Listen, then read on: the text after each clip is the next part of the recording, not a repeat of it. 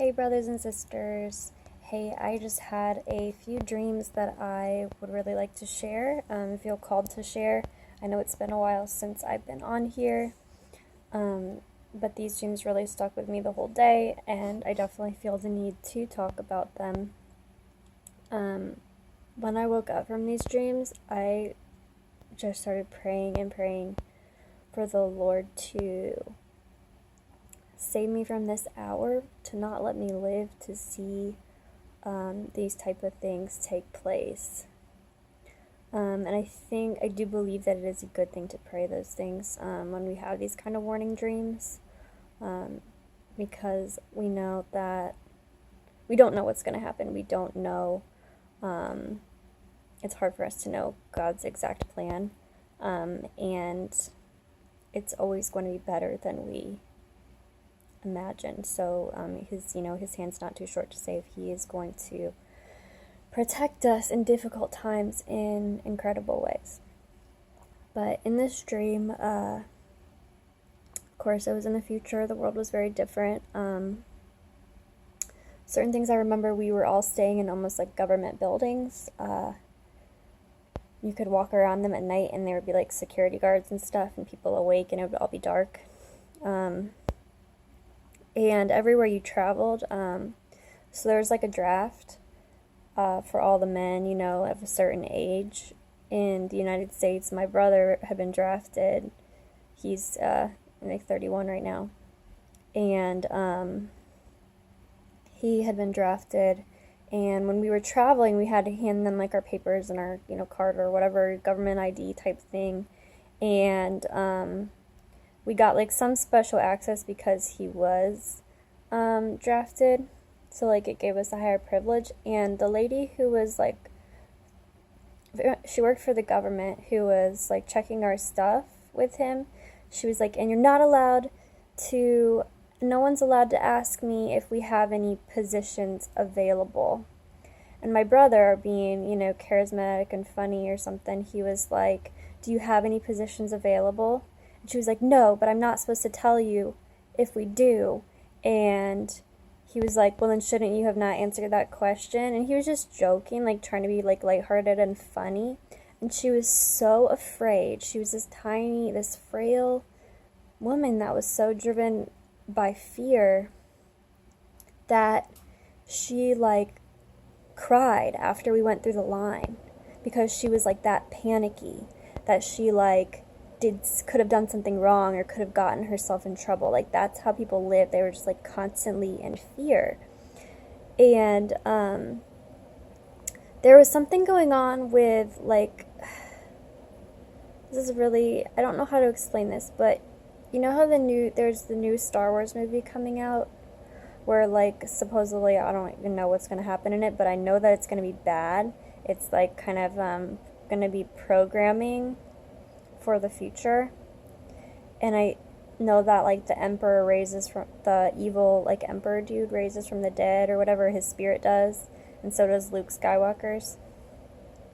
Something that's going to happen in that movie is going to affect religious freedom. I don't know, I'm just being given this. So something that's going to happen in that movie is going to affect religious freedom. It's not going to be a good movie. It's going to have, it has bad intentions. And there was no more, then it like changed to this part in the future. I heard the phrase when I was in this part of the future that you weren't even allowed to say Jesus' name as in reference to him being a cult leader. Like they called Christianity a cult, but you couldn't even mention it anymore. And if you did or you believed in Jesus, people were so brainwashed. They hated you so much. Like they weren't necessarily killing us yet, but they were like so close to it.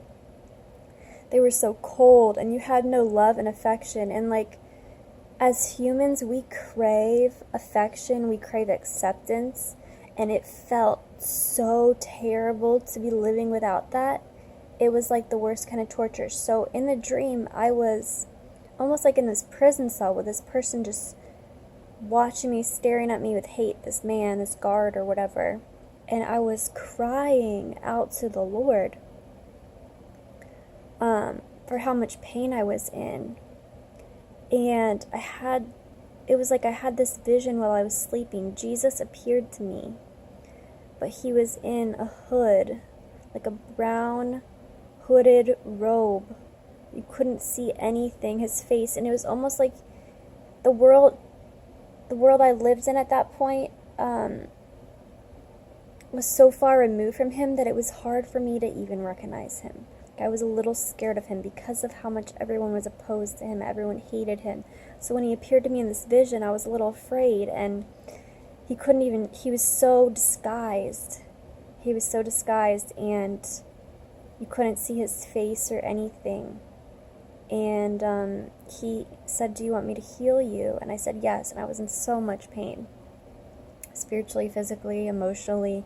And and this was in a vision. He didn't actually appear to me in the dream, but it was like what I was feeling and witnessing while I was in this jail cell. He basically like created a salve, like an ointment with his saliva, and anointed my body, and I felt safe and I felt okay. But it was hard for me to even make it through that, and people weren't being murdered for their faith yet. They were just being hated, and it was so terrifying. When I woke up, I just prayed for the Lord to save me from that hour because of how difficult it was, and it made me so thankful for life right now, that it's not at that point yet. And it was just very, very strong. I'm going to share another dream that I had last night that I do believe is specifically prophetic about what's going to happen soon. This dream, I don't know. I think this dream was kind of like an alternate reality. I'm sure things like this will happen further out in the future, but I don't believe that I will be alive during them. And I don't believe my family will necessarily be alive during them either. All right, thanks. God bless.